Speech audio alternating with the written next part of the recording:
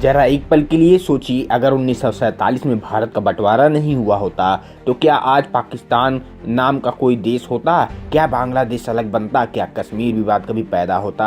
और सबसे बड़ा सवाल, क्या लाखों लोगों की जान बच सकती थी? इतिहास की किताबें हमें बताती हैं कि 15 अगस्त 1947 को भारत आज़ाद हुआ, लेकिन उसी आज़ादी के साथ आई एक ऐसी त्रासदी जिसने करोड़ों लोगों की जिंदगी हमेशा के लिए बदल दी। लाखों लोग बेघर हुए, लाखों लोग मारे गए और सदियों से साथ रहने वाले लोग अचानक एक दूसरे के दुश्मन बन गए। लेकिन क्या यह सब टाला जा सकता था? क्या इतिहास किसी दूसरे रास्ते पर जा सकता था, या फिर बंटवारा उस समय तक लगभग तय हो चुका था? आज हम भावनाओं से नहीं बल्कि इतिहास के दस्तावेजों और अलग अलग इतिहासकारों की राय के आधार पर इस सवाल की पड़ताल करेंगे। और वीडियो के अंत तक आपको पता चलेगा कि आखिर वह कौन सी योजना थी जिसे कई इतिहासकार बंटवारा रोकने का आखिरी बड़ा मौका मानते हैं। भारत में हिंदू और मुस्लिम सदियों से साथ रह रहे थे, मतभेद थे लेकिन साथ रहने की परंपरा भी थी। अंग्रेजों के आने के बाद राजनीति का स्वरूप बदला। फूट डालो और राज करो जैसी नीतियों ने समुदायों के बीच अविश्वास को बढ़ाने में भूमिका निभाई।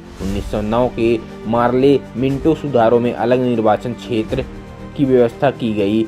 कई इतिहासकार मानते हैं इससे धार्मिक पहचान राजनीति का बड़ा आधार बनने लगा। हालांकि इसके कारणों और प्रभावों पर इतिहासकारों के अलग अलग मत हैं। 1940 में मुस्लिम लीग ने लाहौर प्रस्ताव रखा। 1940 में मुस्लिम लीग ने लाहौर प्रस्ताव रखा। समय के साथ अलग मुस्लिम राष्ट्र की मांग मजबूत होती गई। जिन्ना का तर्क था कि मुसलमान एक अलग राजनीतिक समुदाय हैं और उन्हें एक ऐसी व्यवस्था चाहिए जहां उनके अधिकार सुरक्षित रहें। दूसरी ओर कांग्रेस एक संयुक्त भारत की पक्षधर थी।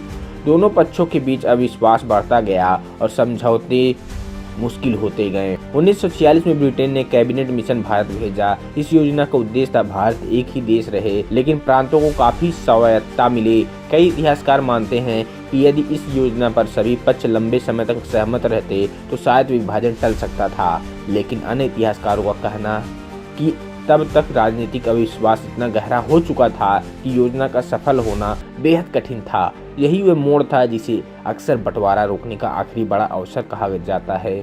1947 में सत्ता हस्तांतरण की प्रक्रिया तेज हो गई।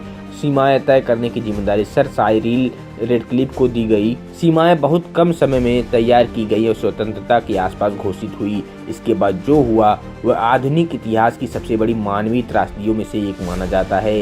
लाखों लोग अपने घर छोड़ने पर मजबूर हुए, बड़े पैमाने पर हिंसा हुई और अनगिनत परिवार बिछड़ गए।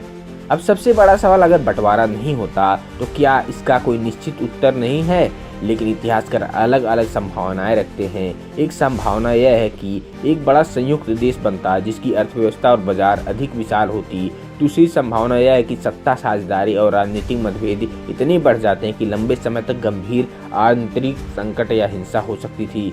यानी इतिहास केवल एक दिशा में नहीं जा सकता था, कई रास्ते संभव थे। इतिहास हमें केवल यह नहीं सिखाता कि क्या हुआ, बल्कि यह भी सोचने पर मजबूर करता है कि क्या कुछ अलग हो सकता था। भारत का बंटवारा रोका जा सकता था या नहीं, इस पर इतिहासकार आज भी एक मत नहीं है। लेकिन एक बात तय है, इस फैसले ने करोड़ों लोगों की जिंदगी बदल दी और उसके प्रभाव आज भी दक्षिण एशिया की राजनीति और समाज में दिखाई देते हैं। अब मैं आपसे पूछना चाहता हूँ, अगर आप उस समय होते तो क्या आपको लगता है कि बंटवारा टाला जा सकता था? अपनी राय कमेंट में जरूर लिखिए। अगर आपको वीडियो पसंद आया हो तो लाइक सब्सक्राइब जरूर करें। धन्यवाद दोस्तों।